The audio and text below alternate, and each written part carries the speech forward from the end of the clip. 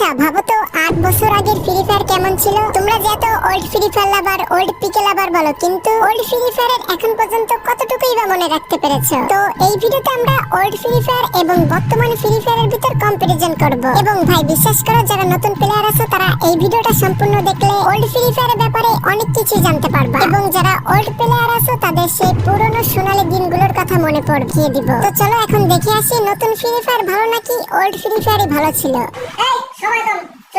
ওকে বন্ধুরা, এখন স্ক্রিনে দেখতে পাচ্ছ বর্তমানের ফ্রি ফায়ার এবং ওল্ড ফ্রি ফায়ার দুইটার। আমরা যদি ওল্ড ফ্রি ফায়ারের ভিতর যাই দেখতে পারবা সেই আগের মতো করেই ওল্ড ফ্রি ফায়ারের ভিতর আমরা ঢুকতেছি। ভাই তোমরা জাস্ট ওল্ড ফ্রি ফায়ারের একটু সাউন্ডটা শোনো। আর ভাই গেমের ভিতরে ঢোকার সাথে সাথে সেই পুরনো দিনের লবিটা আবারও দেখতে পেলাম। আর আমরা যদি ওল্ড ফ্রি ফায়ারের সেটিং এর অপশনের কথা বলি, সেটা ঠিক দেখতে এরকমের ছিল। এটা কিন্তু দেখতে খুবই মিনিমালিস্টিক ছিল। আর এখনকার ফ্রি ফায়ারের সেটিং এর ইন্টারফেস তো তোমরা দেখেছোই, কতটা অ্যাডভান্স করা হয়েছে এবং ডিটেইল করা হয়েছে। তো আগে কোনো ম্যাচ খেলার জন্য এই উপর থেকেই মোডটা সিলেক্ট করতে হতো, আর বর্তমানের ফ্রি ফায়ারে এই অপশনটা নিচে নামানো হয়েছে। আর ফ্রি ফায়ারও কেন যেন দিন দিন নিচে নেমে যাচ্ছে। তো চলো এখন আমরা একটা ম্যাচ স্টার্ট দিয়ে দেখি এখনকার ফ্রি ফায়ার থেকে ওল্ড ফ্রি ফায়ার কতটা আলাদা ছিল, আর কেনই বা ওল্ড ফ্রি ফায়ারকে মানুষ এতটা মিস করে। তো ভাই এখন আমরা চলে এসেছি ওল্ড ফ্রি ফায়ারের ওয়েটিং লবিতে। আগেকার দিনের লবিগুলোই ছিল আলাদা ধরনের একটা ইমোশন। প্লেয়ারদের কাছে নতুন ওবিবি আপডেটের এই লবিগুলো ছিল আকর্ষণের কেন্দ্রবিন্দু, কারণ নতুন আপডেটের ফলে লবির ভিতরে অনেক চেঞ্জেস আসতো এবং বিভিন্ন ধরনের অ্যাক্টিভিটি করার সুযোগ থাকতো। আর ওল্ড প্লেয়াররা ওই বিষয়গুলো খুবই এনজয় করতো। কিন্তু আমরা যদি বর্তমানের ওয়েটিং লবি দেখি, এটার ভিতরে তেমন কোনো পরিবর্তনই করা হয় না। পার্সোনালি আমার কাছে এখনকার ওয়েটিং লবি খুবই বোরিং লাগে। তো তোমাদের কাছে বর্তমানের ফ্রি ফায়ার ভালো লাগে নাকি ওল্ড ফ্রি ফায়ার ভালো লাগে কমেন্টে জানাতে পারো। অলরাইট বন্ধুরা, আমরা আবারও চলে আসলাম সেই পুরনো প্লেনে। ভাই তোমরা প্লেন থেকে আগেকার দিনের বারমুডা ম্যাপের ভিউটা একবার দেখো, পুরোই নস্টালজিয়া।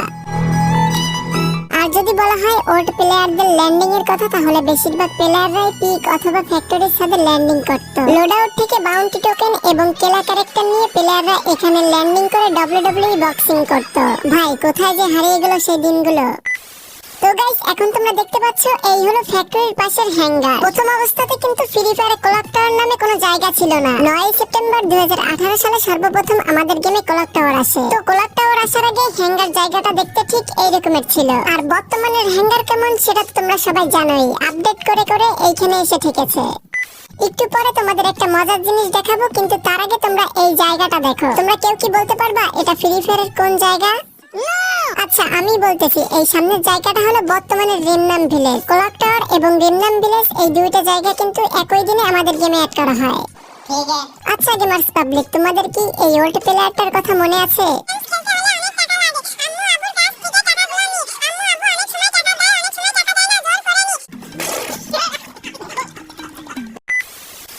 ফ্রি ফায়ার পাবজি নিয়ে কতই না নেগেটিভ নিউজ হয়েছে, কিন্তু এখন সেই ফ্রি ফায়ার পাবজি বাংলাদেশ থেকে ইন্টারন্যাশনাল পর্যায়ে যায় খেলতেছে, এবং এখন টিভি চ্যানেলগুলো পজিটিভ নিউজ তৈরি করছে। বাই দ্য ওয়ে, তুমি বাংলাদেশের কোন টিম সাপোর্ট করো কমেন্টে জানাও।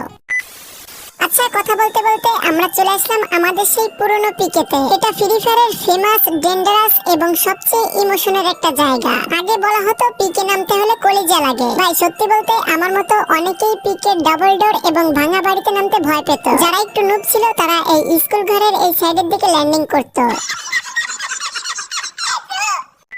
গাইস ওল্ড ফ্রি ফায়ারের আরো অনেক বিষয় আছে যেগুলো তুলে ধরতে গেলে ভিডিও অনেক বড় হয়ে যাবে।